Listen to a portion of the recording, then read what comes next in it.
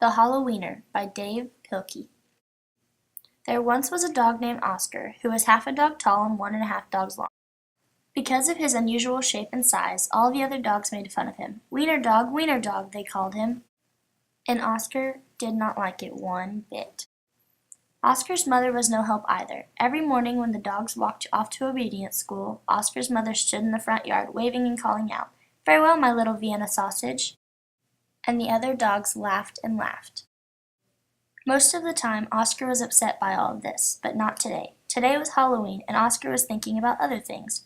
All day long at obedience school, Oscar daydreamed about Halloween night, trick-or-treats, and scary costumes. When Oscar got home, he dashed upstairs to start working on his scary Halloween costume, but when he got to his room, a surprise was waiting for him. "Happy Halloween, my little sausage link," said Oscar's mother. "I've made you a costume to wear for trick-or-treats." When Oscar saw the costume, he nearly fainted.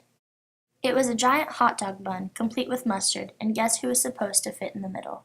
Oscar did not want to hurt his mother's feelings, so he decided to wear the silly costume. That night, all the dogs on the block gathered to show off their costumes. Everyone was looking quite scary. Then Oscar showed up looking quite frank. When the dogs saw Oscar in his silly costume, they howled with laughter. "Look at Oscar," they cried. "He's really a wiener dog." Poor Oscar was so embarrassed. Wiener dog," laughed the other dogs as they ran off to go trick-or-treating. Oscar tried to keep up with the dogs, but his silly costume kept slowing him down. All night long, the other dogs hounded every treat they could get their paws on. By the time Oscar got to each house, there were no treats left.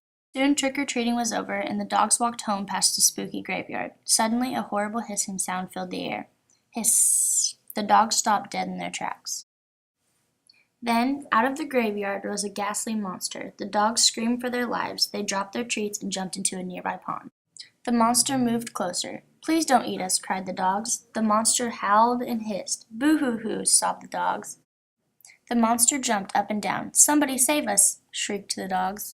Just then, somebody showed up. It was Oscar. Because Oscar was so short, he saw something that the other dogs had not seen.